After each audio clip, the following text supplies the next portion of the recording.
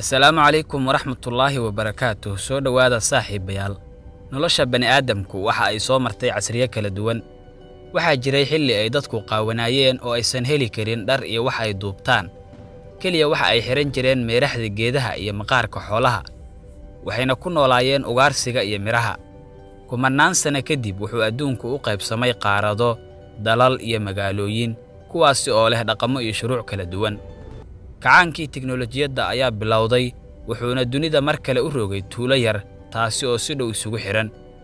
Inkasta oo ay jiraan horumarada uu aadanuhu ka gaaray nolosha, haddana waxaa muuqda dad iyagu diiday shuruucda iyo dhaqamada cusub ee dunida, isla markaana door biday inay keligood noolaadaan.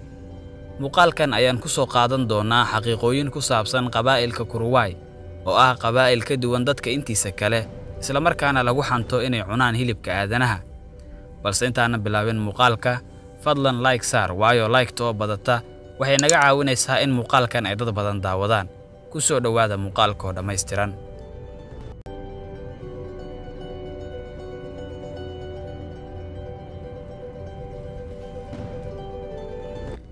Qabaa'ilka Kuruwaay waxaa lagu tiriyaa inay yihiin qabiilka ugu layaabka badan dunida. Waa qabaa'il gabi ahaanba ka duwan dadka intiisa kale, waxa ay ku nool yihiin meel u dhow webiga Baraza ee galbeedka jasiiradda Baabu ee dalka Indonesia. Jasiiradda Baabu waxa ay dhacdaa waqooyiga qaaradda Australia, waxaana lagu tiriyaa inay tahay jasiiradda labaad ee ugu weyn dunida marka laga soo tago Greenland. Sidoo kale waa mid ka mid ah kaymaha ugu roobabka badan dunida marka laga soo tago Amazon. Jasiiraddan waxaa loo qaybiyaa laba qaybood.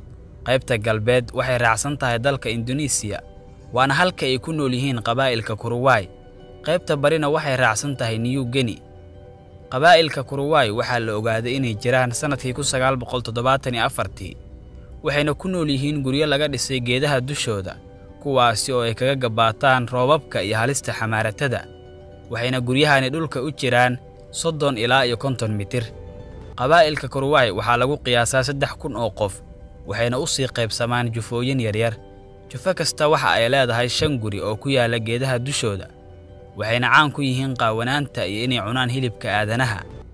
Tan iyo markii la ogaaday in qabaa'ilkan ay jiraan, waxaa batay booqashada iyo sahminta ay sameynayaan culimadu, waxaana laga sameeyey dhowr filim oo dokumentary ah, kuwaasi oo lagu soo bandhigay macluumaadyo badan oo la xiriira qabiilkan. Qabaa'ilka Kuruwaay waxay ugaarsadaan kalluunka, dooliga iyo masaska, waxayna adeegsadaan agabkii hore sida waranka iyo falaarta. Marka la eego cunista hilibka aadanaha, waxaa la sheegaa inay tahay arrin fir ah oo ay aabbayaashood samayn jireen. Haddii midkood uu ku xadgudbo qoys kale oo isla qabiilka ah, waxaa ninka lagu xadgudbay uu ugaarsanayaa ninkii xadgudubkan sameeyey.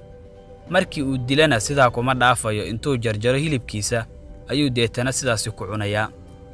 Ninkan odayga ah ayaa sharaxaya sababta ay u dilaan dadka, isla markaana ay u cunaan. Qabaa'ilka Kuruwaay waxa ay leeyihiin dhul ballaaran. Qoys kasta meel ayuu degan yahay, waxa uu leeyahay amiir, waxayna xaq u leeyihiin inay cuntadooda ka raadsadaan aagga ay degan yihiin, isla markaana aysan xadgudub samaynin. Haddii ay dhacdo inay xadgudub ku sameeyaan dhulka qabiil kale, arrintaasi waxa ay keenaysaa isku dhac iyo in la dilo qofka xadgudubka sameeyey. Waxaad tahay amiirkii, balse weli ma dhacday in adi ahaan uu qof gurigaaga soo weeraro, sabab kastaba ha ku timaadee.